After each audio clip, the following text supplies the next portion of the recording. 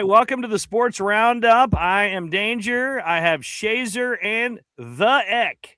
Is it the Eck or the Eck? I think it's the Eck. The Eck. Okay, I think that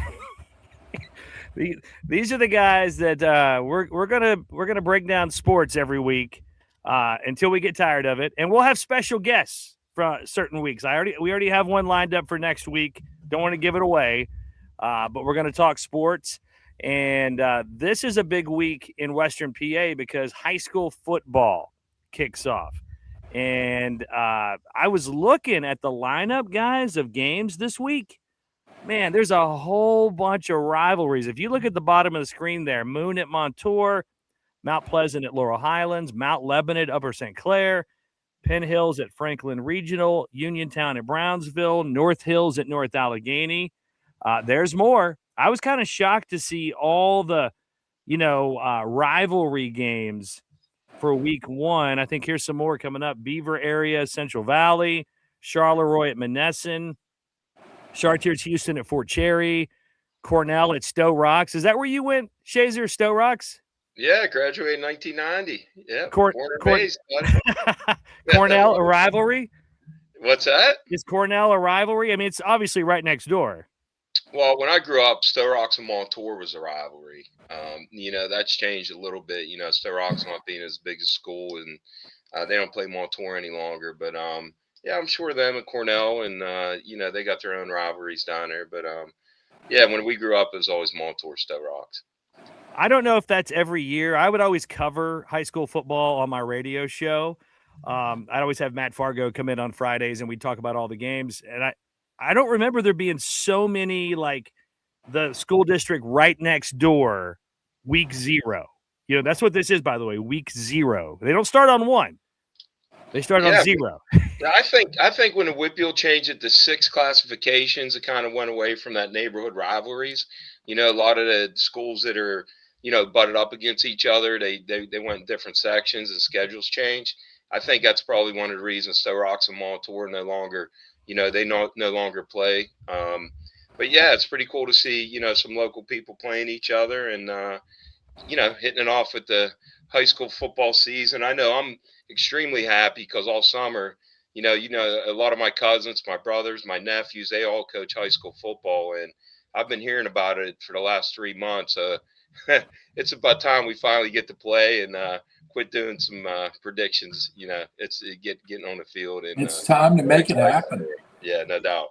So I mentioned there's a lot of rivalry games, and we're going to do 5 high school football picks every week of the season. Okay, so and we're going to keep up with our picks and see who does the best.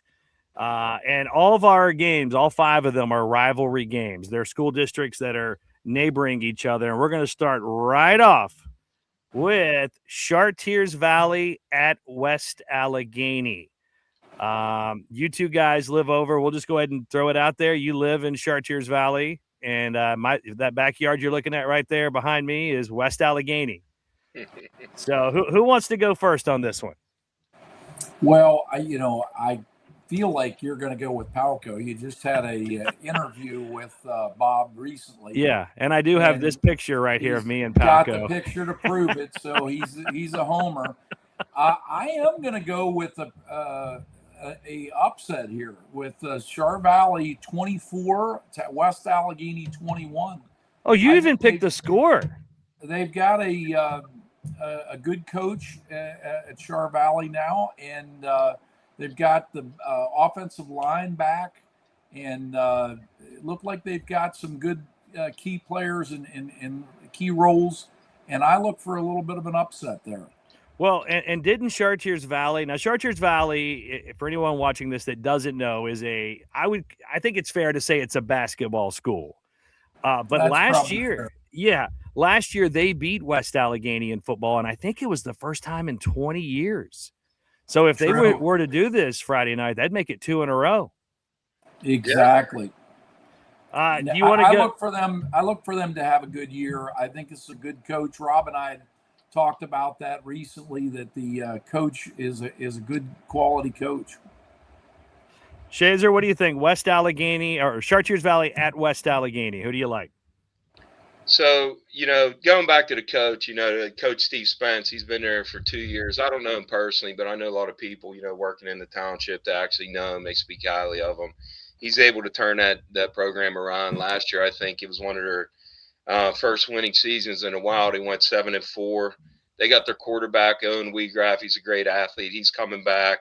Running back, Zach Ephremitis, and he's able to throw the ball to Braylon Bogats and a couple Collier boys, and I'm a little homer with the Collier boys, but we love the residents of Chartiers Valley.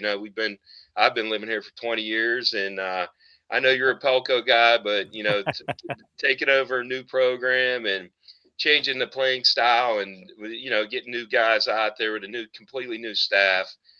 Even though I think Pelco is going to turn that thing around in the next couple years, this year's not for him. So I go CV 28-10, and I expect a big game out of Owen Wheatgraff and Braylon Bogats, those Collier boys, and we're going to go start off Chartiers Valley 1-0. Don't be surprised if Nico Hines doesn't have a good game as well. All right, so you guys are both going with Chartiers Valley. I thought you would, and I got to say, and I think you guys both know this, I lived in Collier for about 10 years, and I'm a Chartiers Valley fan as well. And I've been waiting for them to have a good football team. Like, even though they're a basketball school, it's not like they're not trying, right? And I think they want to have a good football program. And last year, when they beat West Allegheny, I felt like it woke up, a sleeping giant, because they went and hired Bob Palco back. He had been to Mount Lebanon, Penn State. They were like, hold on, timeout. Char Valley kicked their butt. And I think that, this game could go either way. It's the home opener with Palco back at West Allegheny. I think that football field's going to, the stands are going to be packed. I see Shazer 28-10. I mean, you're basically picking a butt whooping. I think it's going to be a close game. I could be wrong, but I'm going to say West A with the win, 28-24. So I'm calling a close game, kind of like Eck on this one. Yeah, I good luck with that. I don't. Eck thinks it's an upset. I don't see how it's an upset. I really don't. Well, I think anytime you go against a legendary coach, you would expect them to come up with a good team. Yeah, and Palco, Palco has 9 WPIAL titles and 2 state titles under his belt, 8 of the WPIAL titles with West A. But it is his first game back, right? And he's not on the football field playing. And this is a much different Chartiers Valley organization than we've seen in the past. Yeah, I just think it takes time to take over a program. You don't do it in 1 year. And as good as Coach Palco is, I just think you got senior leadership on Chartiers Valley side. You got a good coach over there as well, and I think CV runs away from it. And I think it's a double point victory. All right, game 2 is I call this a rivalry because these are neighboring communities. Seneca Valley, which is the Cranberry area, Mars, which is right next door. Not the Mars in outer space, the one in Butler County. And I actually was doing a little research on this, and I had to double, triple, quadruple check. It don't even seem right. I read that this is the first time they've played each other. That can't be right. Can it? In football, it says, this game marks the first time Seneca Valley Raiders and the Mars Fightin' Planets football programs face each other since 1970. So I don't know. I'm surprised. Yeah, they're all both from the North Hill. They're the up north, and I'm surprised if that's true. I have no idea. I do know Mars got a new coach. He had Eric Kasparovas. He's a great coach. He went over to North Hills. Young guy Zach Bednack, I think his name is. But anyhow, he's a young guy taking over a program. Seneca Valley, they had a decent season last year. I believe, are around 500, maybe a little bit above. And I think Seneca gets them. I got Seneca Valley 28-17. And once again, like with the Pelco conversation, you got a new coach taking over a new program versus a program that's been around for a while. And I just think Seneca will get them. I know the Garvin boys over at Mars, and great players, great athletes. I know JMO, he's a senior. He's got some college interest, and his brother Kellen actually played for me at AAU. Great athlete as well. But I'll cheer for those Garvin boys, but I think Seneca knocks them off, and I think it's going to be a little bit too much for Mars this weekend. I'm going to go the other way on this one. I'm going to go with the old fighting planets of Mars to knock off the bigger school, Seneca Valley. I think it's going to be a close one, 21-17, but give me Mars. I want to see that planet out there shaking it at midfield after the game. And hey, they did. I think they won #1 mascot, right? Didn't they win the #1 mascot in the country or something, which is crazy? But at least they have that. The Fighting Planets, or maybe they're ready to fight. It's out. Some say it's out of this world. Yeah. But I take Mars as well, 27-24 with a field goal victory at their home field. Okay. All right. There you go. Seneca Valley Mars. That will be an interesting game up in Butler County Friday night. Game 3. Let's check it out. What is it? Oh, it's Thomas Jefferson and Bell Vernon. And Thomas Jefferson has one of the winningest coaches in WPIAL history. Bell Vernon they're always a good program. I think this is going to be a tough game. This is my time. I have to pick this one first, don't I? Sure. Oh, You're God. right. This is I didn't know the roll was going to go this way on me. I think this is one of the toughest games to pick, actually. But I'm going to go with Thomas Jefferson to win. TJ 28. I'm just doing the same score on every game. I got no creativity. 28-21 with TJ. Wow. It looks like you've looked at my notes. I actually picked TJ 28, Bell Vernon 21 as well. I think recent history, TJ's had success in this matchup, and I think that will continue. Yeah, I think when you have a coach like Cherpek, I mean, he has double-digit WPIAL championships. The culture he built and the program he has, it's tough. I know they were at 4A last year. They moved up to 5A. Bell Vernon's a 3A team. Even though they had success, they lost a lot of good players. Thomas Jefferson, the longevity of that coach and that program, and it's hard to beat that culture out there. And Coach Cherpek's going to go down as one of the best coaches in the history of WPIAL football. When he's all said and done. But I got Thomas Jefferson 35, and I got Bell Vernon 14. So we all three picked TJ in that game. Correct. And I agree, Bill Cherpek. When you look at it's week 0, right? We can guess who we think has the better team, but they haven't played yet. And I think going with the better coaches sometimes is tough not to do on week 0. We'll find out. Bell Vernon has had a good program, though, the last few years. All right, now we head to Washington County. Cannon Mac at Peters Township. And I think, Eck, you're back in the 1 slot here. These are neighboring communities. And, Cannon Mac has the bigger 4th of July celebration. Peters Township has more Land Rovers. Who are you going with? I got to say that Peters Township is coming off some success, and I feel like Cannon Mac's in a rebuilding period. I'm going with Peters Township 35, Cannon Mac 14. All right, Shazer, who do you like? Well, Peters Township, I mean, let's face it, they won 2 of the last 3 5A championships. They got multiple kids going to Division I colleges. The game they played last year at Heinz Field, they beat Pine Ridge and was a heavy favorite. I believe they were down 21-0 or something, came all the way back and won the game. You got a coaching staff, you got a culture once again, and with the Peters program. So I actually think it's not even close. 28-0. Peters runs away with it. Cannon Mac, I know they're a 6A team, but they're still.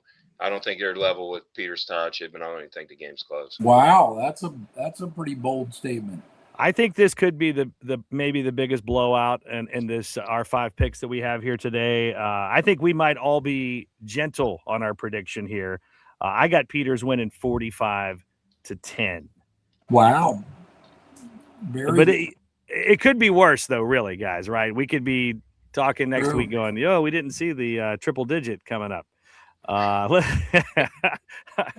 right, game 5, Ambridge versus Quaker Valley. Of all the schools that we're looking at, these might be the two that you could walk from one to the other. Quaker Valley, obviously in Sewickley, Ambridge right across the line there in Beaver County. And these aren't two programs I think that have had a lot of success lately. And I think Shazer, you're up. You're in the driver's seat for this one. Who do you like? Yeah, both of these programs, to be honest, they were under 500 last year. I think Ambridge won one game. They were 1-9. They got a coaching change as well.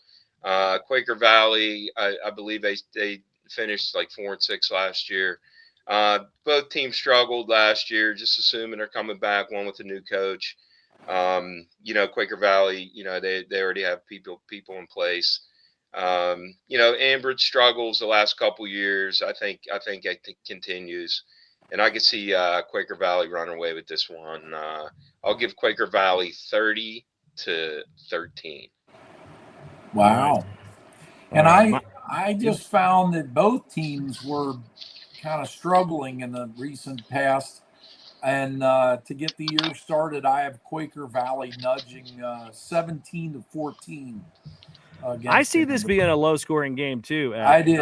Yeah, I have Ambridge winning. And I have it 14-10. So I have a low-scoring game there. And, it's week 0. We'll see if we're right or we're wrong. But we made 5 picks, and we're sticking with them. Absolutely. That's it. Let the chips fall where they may. College football kicks off this weekend, and I wanted to get these are the same rules apply. We haven't seen these teams play yet. There are some games. There are a couple ranked teams playing this weekend. But if you look at the top 25, which I just popped up on the screen, you got Ohio State at 1, Oregon 2, Georgia 3, Notre Dame 4, Texas 5, Indiana, who won the championship last year, is 6, Miami 7, A&M, Texas A&M is 8. Ole Miss without what's the coach that stabbed him in the heart? Lane Kiffin's. He's at LSU now. Yeah, he's gone, but they're still number 9. Oklahoma 10, and then Lane Kiffin at LSU 11. Looking here early on, so this is throwing darts, but who do you think's going to be, in the playoffs at the end of the year? Who could be the national championship? You had to pick one team right now. Who would you pick? And I'm writing this down. Me personally, I like Oregon. I think I got a quarterback. He could have went out for the draft last year. Could have been a first rounder. He came back. Some people in the conversations, him being number 1 overall. And I like Notre Dame. I think a coach does a great job. You got a lot of kids back. They got a great defense. They run the ball well. Good quarterback play. Ohio State, I know they're up there number 1. I think Oregon takes over. Georgia, No, I'm not a big Georgia fan. The one that worries me, as far as those two, is LSU. LSU with Lane Kiffin coming in. He's coming in, and he's changing that culture. He's getting those guys going, and he has a history winning. And also, you never know what's going to happen with the Manning kid down in Texas. Like, this is his year. He got a lot of pressure on him to perform. He's got a lot to prove, I think. Yeah. He does. Yeah. He does. So, and it seems like they've got some senior support for that team, that Texas team. For Texas? Yeah, I think he has a lot to prove. And another guy, I tell you, he's on a hot seat. He's a guy from Alabama, DeBoer. I mean, he's underperformed. He signed a big contract coming out of Washington. So, he's a 13 seed right now. And, those guys in Alabama, they're not happy with a preseason 13. They're used to be in the top 5. So, they can sneak up on you, but my opinion, I like Oregon and Notre Dame as a national championship game. Oregon, I like that. Oregon, wow, Notre Dame. Throwing it out there. Well, you stole. Go ahead. Yeah, I like Notre Dame, and then you can't, Coach Sig. I think you got to, give him props for what he's done at Indiana. I feel like he's upgraded the offensive and defensive line, and they've picked up a lot of players there. I think you can't rule them out. So you got a winner. I mean, he's a proven winner, but you got the quarterbacks, the most important position in sports. You lose a quarterback as a first-round pick. I mean, that's, let's face it, Heisman Trophy winner, first-round pick overall. it's hard to replace that. I love the guy. He can win, right? And obviously being number 6, he can pull anything out. I want to put it against him, but I just think those other guys, they got a lot of returning starters, and I think they got a foot up on Indiana right now. So you like Notre Dame and Indiana? Is that your pick? I do. And as a side note, I'm really looking forward to see how Penn State does with their new coach and their new program. Them being local to us, I think it'll be an exciting year for them as they forge new traditions with a new coach. And I will say I have the screenshot of the top 25. That's the Associated Press top 25 there. In the also received votes that you can't see there, Pitt did receive some votes, and my school, University of Memphis, received some votes too. So I thought I'd throw that out there. But do you think Penn State, with the total firing the coach, it's a new day there? Do you think our number 18 ranking's a little high right out the gate? I think it's a reasonable ranking. I think that they've got the support, and I think it was time for a change. I think Franklin needed to go, and so I feel like that's probably fair. I think Penn State they have a soft schedule. Like they'll start their first 5 games, and they don't really play anyone. You look at a team like Notre Dame, they'll play anybody. They'll go up against the big boys right away. I didn't see their schedule this year, but I can guarantee it. Obviously they don't play in a conference, but I like the guys that are willing to lace them up every week and not pat the schedule. And then some of those guys that have those soft schedules early, I think it hurts them once you go up against one of the big boys, and that's why it's hard for me to pick the Ohio States and the Penn States. I just don't think it. Their schedules are as tough as some of the other guys I've mentioned before. It is tough though for the Big Ten and the SEC. They got to grind through their conference unless they have the schedule just sets up perfectly where they don't play some of the big squads. But I look at Texas with Arch Manning. There's going to be a lot of people watching, but they got to get through the SEC just to get to the playoff. I mean, I guess you could have 3 losses and make the playoff now, but it's going to be a tough year. I'd like to see Texas make it, and I do. I'm a Notre Dame believer. I love what they're doing there with that team and the way they play. I have Notre Dame and Texas in my national championship, and I think it's a little bit just hoping for the Arch Manning to actually play up to his family name a little bit and make some magic happen. Because it's probably going to be freaking Ohio State and Georgia, but I'm going with Notre Dame and Texas.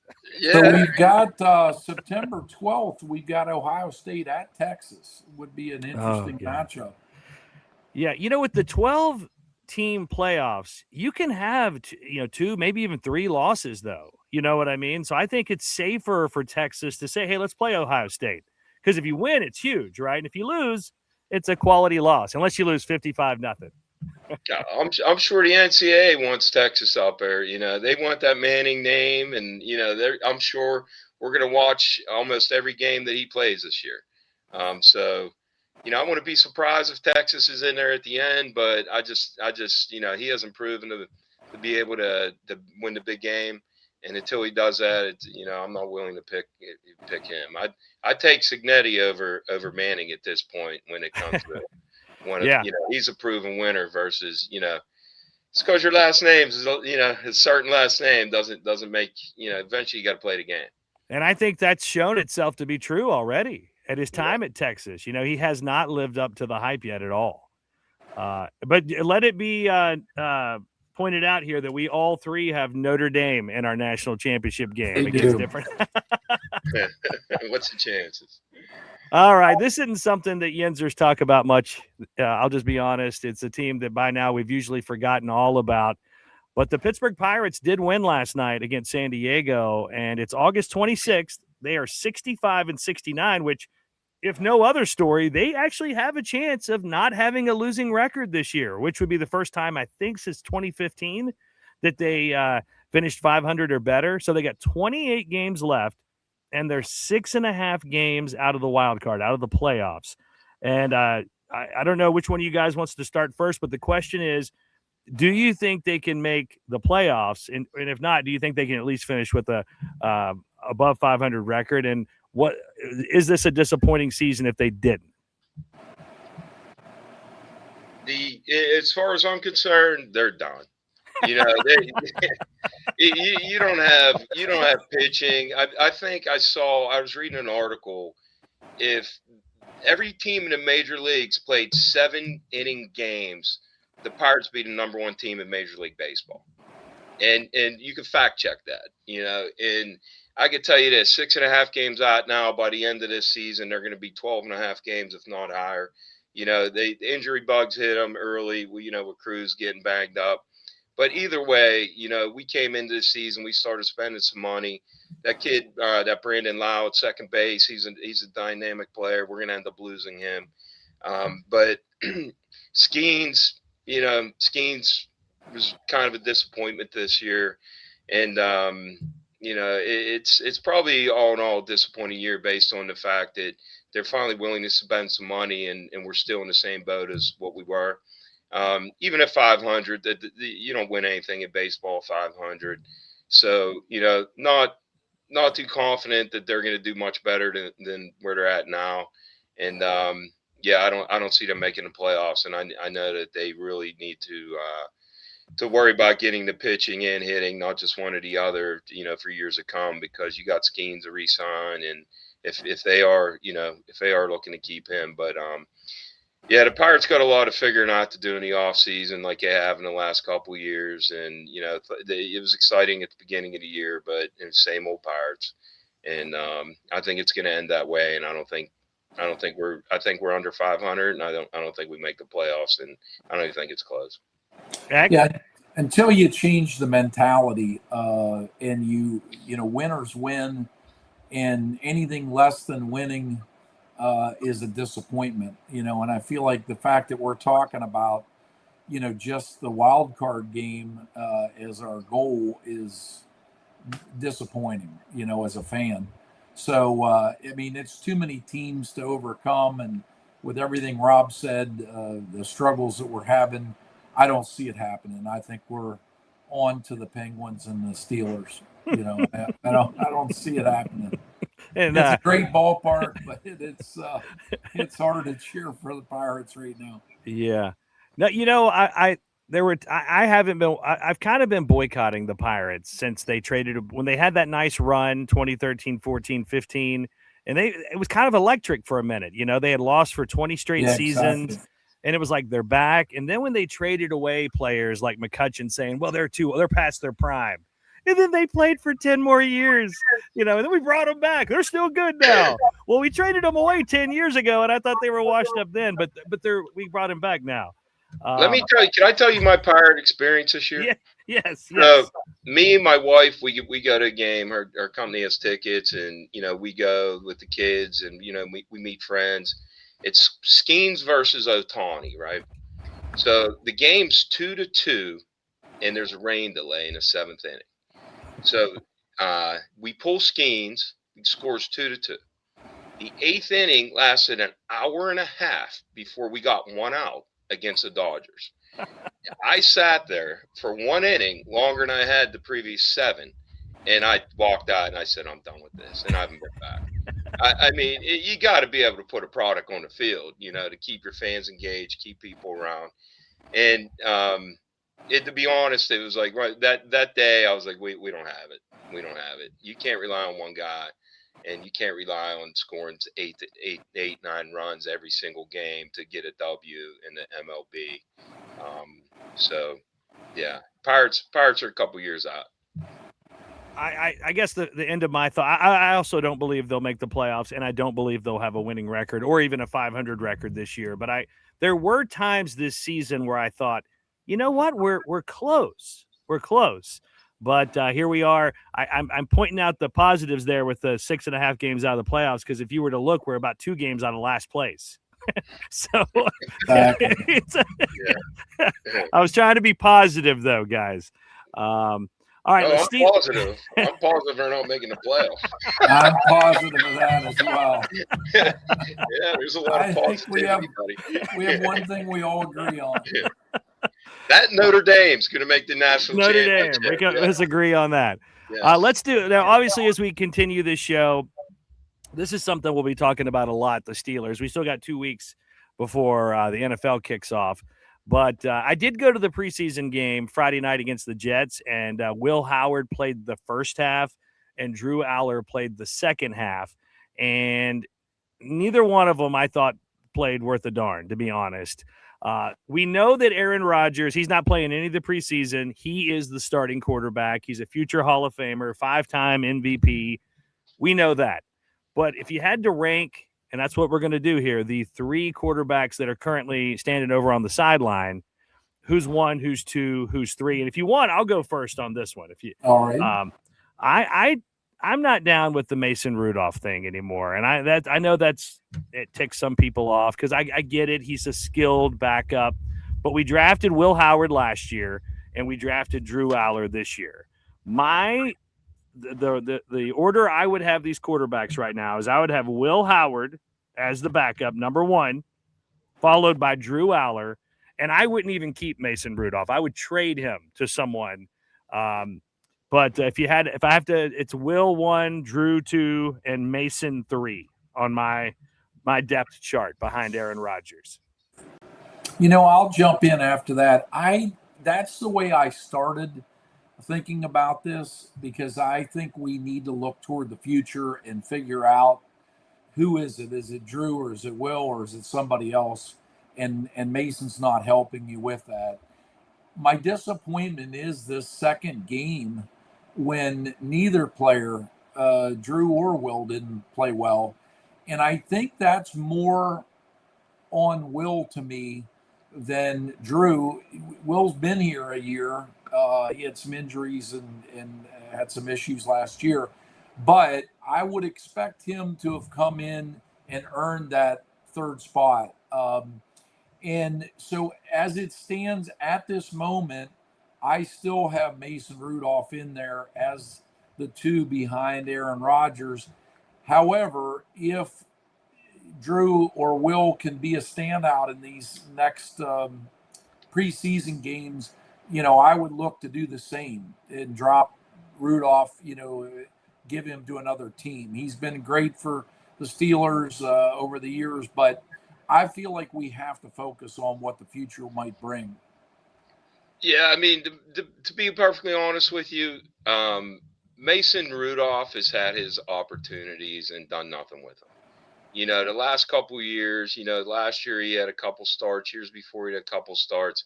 He really hasn't done anything with them. It's his time to be a Jet. I think he's ready to go to New York and become a Jet. And I think we're fine. That's where he deserves to be, and he'll be a perfect fit for that team. And now, he could be a little bit of trade bait too, right? Because he is a solid, guy you don't really want out there playing, but he's a backup, right? And I wouldn't even play him in the preseason. I would just play Drew Aller and Will Howard, and if one of them gets hurt, well, then you put Mason in. But if they both get through the preseason healthy, I would, like you said, I would jettison Mason Rudolph. I wouldn't play him either because I don't want anyone else to realize how bad he is. And hopefully they think that he still has something to tank. But that's why I want to play him. Now, as far as the other 2 go, Drew Aller's an athlete. Let's face it. He's a third pick. He's a third-round pick. He's not going anywhere. He's making the team. They're not going to waste a third-round pick on a rookie quarterback and have a 43-year-old guy that we know it's his last year and cut him. So Drew Aller's on the team. Let's face it. And to be honest with you, he should be number 2. He should be the backup. He's a young kid. He's a big kid. He's a strong arm. He runs the ball. He's athletic, way more athletic than the 6th-round pick, Will Howard. But, Will Howard's a perfect 3. He's a good guy. I don't know him personally, but he seems to be a good guy in the, his interviews and everything. He says all the right stuff. Big kid, won a national championship at Ohio State, but as far as you watching them both play, I think it's clear who the athlete is, and the athlete's Drew Aller. And I guess I'm a little disappointed with Howard, given the pedigree of winning a national championship. I understand a lot of that was on the defense, at Ohio State, but he did win a national championship. I would have expected him this preseason to show more than he has. Well, he also threw the ball. He had the best line in college football. He had the best three receivers. I think they were all first-round picks. He had a first-round pick running back. I could have won the national championship at Ohio State. I wasn't available. I had no more eligibility. I could have been out there. Now Drew Alar or Aller, whatever, however you pronounce it. Listen, winners win, and I would expect nothing less from the Shazer. I mean, I get that he did all the stuff at Ohio State. It's like, this is the NFL. And if you can't run, and let's face it, our offensive line isn't the greatest. And we need an athlete to throw the ball on the run. Look at even – say Drew Alar didn't have a great game or a great half last year, or Aller, I'm saying his name wrong. But he scrambled out of pocket, made a 35-yard pass to, extend the first down, whatever it may be. Will Howard couldn't do that. Neither could Mason Rudolph. And if we're looking for the future, here's the deal. Throw out the third-round pick, who's a rookie, see what you got out of him, because either way, we're drafting a quarterback next year, so we got to figure it out. Is this the guy we're going to go with, or we got to have an early pick, first couple round pick next year for a quarterback? And we keep monkeying around with this stuff since Roethlisberger has retired, and here we are. We're talking about a 6th-round pick as being our starting quarterback, and Drew Aller. He was a projected first-round pick last year before he got hurt. His coach got fired, all these different things. So that guy got the tools, and, you have to wonder how much of that was the coach, Yeah, I mean. How much did the coach bring him down? In-game coaching, I'm not so sure Franklin rates with top honors in that category. Do you agree with me, though, that they should only play those two guys this preseason? Get them out there. I agree. Yeah, they have to. You don't have a choice. I mean, when you brought Rodgers back, let's face it, our offensive line is unproven. He's one play away from being done. I agree. We got to be ready to go with the next guy. And if our next guy is Mason Rudolph, right. We've seen that show. I mean, how many times done that show? I mean, eventually you got to make a Hello, Pittsburgh Pirates. Yeah. I mean, that's kind of where we're at right now. So I don't know. I'm not changing my pick. I got Drew Alar or Aller for as our backup, and do not be surprised if he's going to start a couple games this coming year. Oh, I don't. I wouldn't be surprised. And I wouldn't be surprised. Yeah. I would be disappointed if, for any reason, Aaron Rodgers tweaked her. If it was a major injury or just the smallest injury, if they put Mason Rudolph in above either one of those guys. Because like you said, we need to see somebody that's going to be around a while and decide if they're worth being on the team. Yeah, I agree. The Steelers got to get back to them. When I was a kid, like it was, we're winning. If we weren't in the Super Bowl, it was a disappointment. Now we haven't won a playoff game in over 10 years. Yeah. And, we should have traded Watt and got picks on him. We're paying him $40 million a year. We got DJ Metcalf's getting $30-some million a year with the 43-year-old quarterback with no line. Like, we got to make better decisions here. Our running backs are suspect too. Yep. But nobody's going to be any good until we get a line. And we got a franchise quarterback. So right now we're going to do what we did last year. And we're gonna be back here next year at 9-8, and it's gonna be repeat after repeat after. Give the young guy a chance, see what he got, and until we get a quarterback, we're not gonna be talking Super Bowl. The Steelers play the Buffalo Bills Thursday night. By the way, sorry. What's that? The Steelers will play the Buffalo Bills Thursday night, but Josh Allen, they won't have him anywhere near the football field, so it won't matter. That's at Buffalo in the new stadium, right? Yeah, I got tickets. I think I'm behind a gate or something in that new stadium. You hear about the new stadium? They have all these blind spots, and they're complaining about the $2 billion stadium. It doesn't have great seating. Poor Buffalo. Poor Buffalo. They can't get it right. But Yeah, I don't think this week matters much, to be honest. So both of you guys were texting me this week when we got the news that Dolly Parton had passed away at the age of 80. She had an illness report. I think I read some reports that she was battling cancer briefly. She lived a long life. She touched people in so many ways with her music, with her movies. She was a movie star, but really just the way she treated people. I got to meet her one time back in 2007. She came into our radio station and she took a picture with everybody on staff. She sat in my studio and did a long radio interview and even wore our hat. She was like, "Oh, give me that hat." I mean, when you get stars that are legendary, they don't always do stuff like that. They're beyond that. She's a what class I mean? act. She's, right. You guys Dolly fans? Yes, yeah, Dolly's a legend. So. I'm surprised she was only 80 years old. I mean, I think she looks great, but she just seems like she's been around forever. So this picture was almost 20 years ago, and that's what she looked like now. She didn't age from 60 to 80. Well, we're saying that for Dolly, right? Not the other guy in the picture. No, I look different, unfortunately. I've just aged. making sure we're talking about Dolly. I haven't had the same same luck.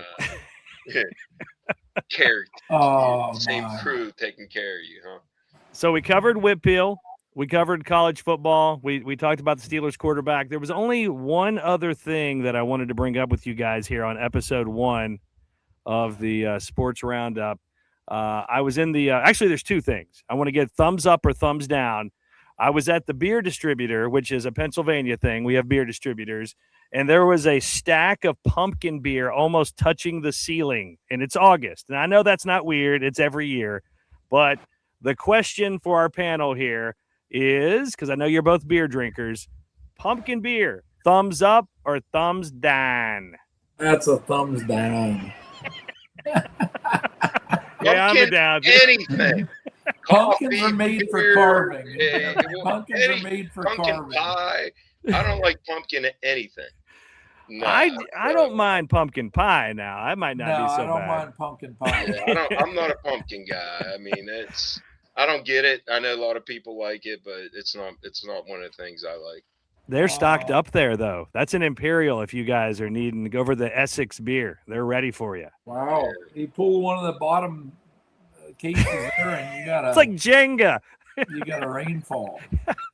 That could be a stunt, Rob. You go over there and we'll film it. You pull the box out of the bottom there. I'm going to take out below Coors Light's car and go up in Tony G's pool and float around next week. That's right. And I'll keep that beer right where it's at. All right, so we covered pumpkin beer. If there's any pumpkin beer, if I had to drink one, that flavor right there, Blockhouse, which I believe is made by Iron City, that would be the kind I'd be like, all right, if I got to drink it, I'll take that one. They put this, and this isn't the kind of things on guy. They put the cinnamon around the edge of the cup, and it's not bad. It's like a dessert, but not a pumpkin beer. All right, next up, you got anything to say about the cinnamon around the edge? Do you judge me for that, Shazer? I thought that was margaritas, but I'm not even going to go there. Just like it. You told me you're from Memphis. I mean, I knew you're from Memphis. I don't know what you do in Memphis. You did call Memphis a football school, which everyone knows it's a basketball school. But I don't want to, I don't want to bring that up either. I don't want to end on a bad note here. Yeah, so we'll stay positive, Danger.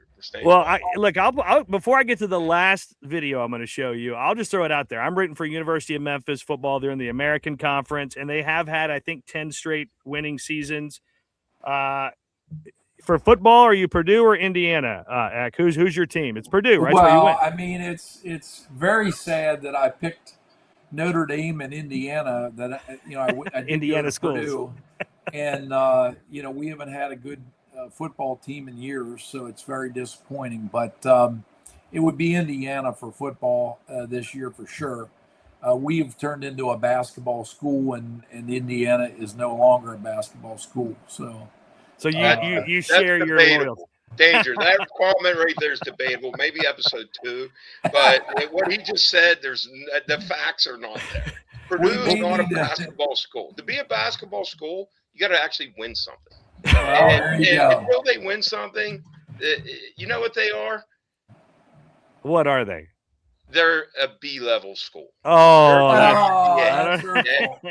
That's They're hurtful. beyond the A's. That's Look, hurtful. Maybe Mason Rudolph. There's a bunch of guys from the NFL trying to go back to college.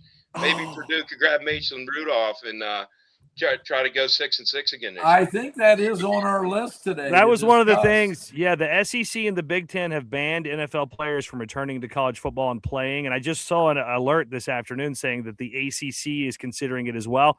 I didn't even know you were allowed to do that. And before colleges started paying players millions of dollars, no NFL player would have ever wanted to go back to college.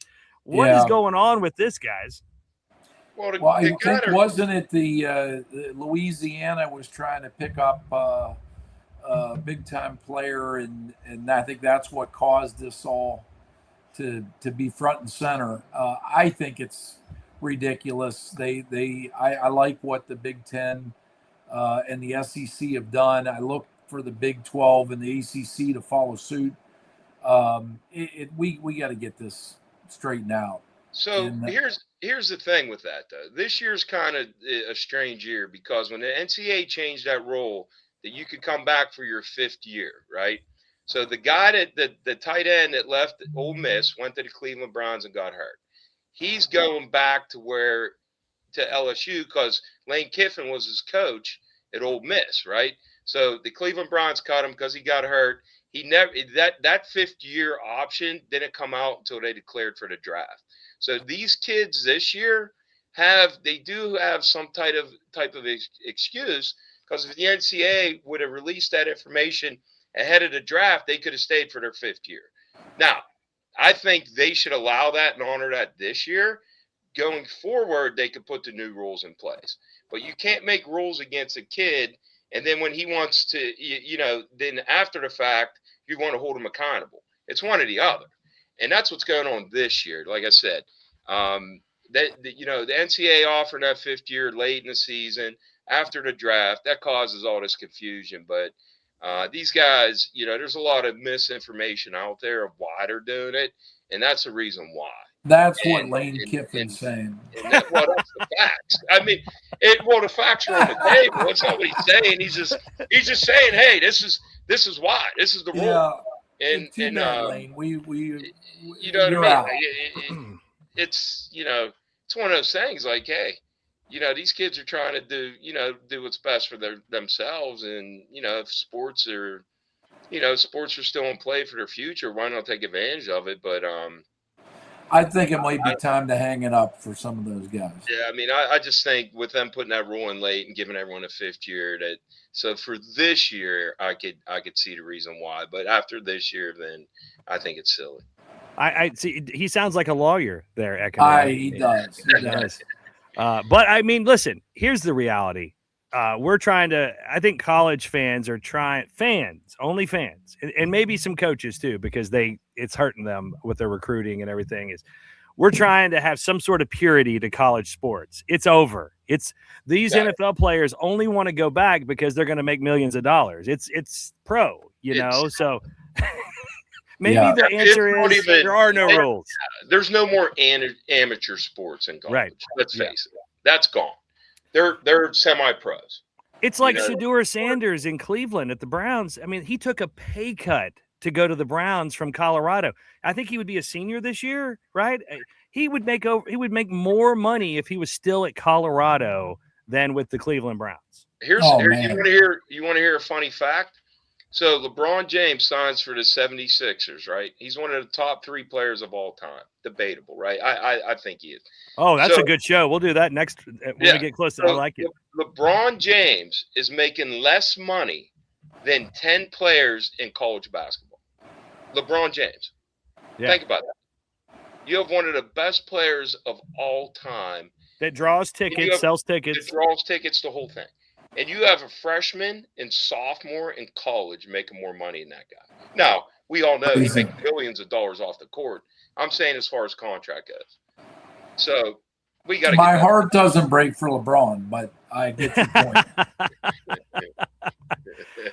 All right, so my heart breaks for Purdue football. Trust me. That's where my heart's aching. So a local golf influencer started a new backswing that the geez. internet's talking about. You guys may have seen it. It's called the double pump backswing, and this guy Please do not do this at home. Please do he not was do this at displaying home. it at Nevillewood Country Club on the iconic 18th tee box this week. Here it is right here. Take a look at this beauty. Gosh. Say it isn't so. What color are those shoes? Is that neon blue? Yeah, I mean it's. Is that here we go. Driver? I think the shoes match the driver. Actually. Oh no! Oh, and he plows it. I mean, like Barkley. Come on, man! I had to put up with that for Barkley 18 holes. I mean, I should have got paid.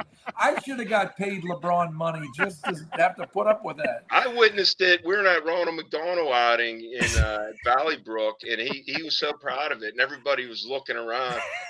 We were playing with Roberto Clemente Jr. He looked at me and he was like, "Is he serious?" I was like, "I think he is."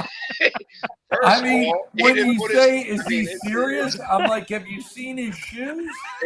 He has the same color hat. I guess, is that your color, Danger? Yeah, the Pray for Birdies. Yeah. Is that aqua or is that? I think so. Turquoise. I don't know. Yeah. I think aqua and red hair is probably not the two colors that match. You're like Old Miss and Lane Kiffin, that aqua and red. Yeah. So I'm guessing then if we go to the panel, the double pump backswing, are you thumbs up or thumbs down? I throw that in the category of pumpkin beer. Yes. Something that shouldn't be done. Yes. Somehow, my opinion, it's a little entertaining that you think it's such a great move, and you invented it. You're taking credit for inventing this thing after we all watched Charles Barkley do this for years. But all of a sudden, this is your move. But I love the confidence. I mean, one of the number one golf teacher of all time couldn't fix Barkley's swing. You might be in that category. I started doing that. Hey, I just started that in May, goofing around. Yeah. And I might need to see a psychologist to stop doing it now. Like it's a twitch now. It's hard. But they say, Danger, when it ain't broke, don't fix it. I know. It didn't improve my game. That drive went far. Right? Yeah. You cleared the bunker. I did clear the bunker. He did clear the bunker. I don't know. Did you par that hole? If you remember, I hit a 9-iron onto the fringe, and then I bladed the fringe shot into the water and made double bogey. So I need to come up with the double pump pitch shot as well. More problems beyond the double pump in the game. And why don't we have video on that shot? Well, maybe next time. We'll bring that. I've got video, just so you know, for the next show. I've got your drives ready to go on the big screen too. I've got it all ready to go. So nice. Well, gentlemen, thank you. Sports Roundup episode 1. We'll come back next week and see how our high school football picks went, and get ready for because there's some college football games this week, but the full lineup is next weekend, and I think next weekend will be sponsored by Pumpkin Beer, so we'll all be drinking that. Be ready. Beautiful. All right. Have a good week. Make it a good week. Heck yeah, guys. See you, Tim. See ya. We're out. See you guys.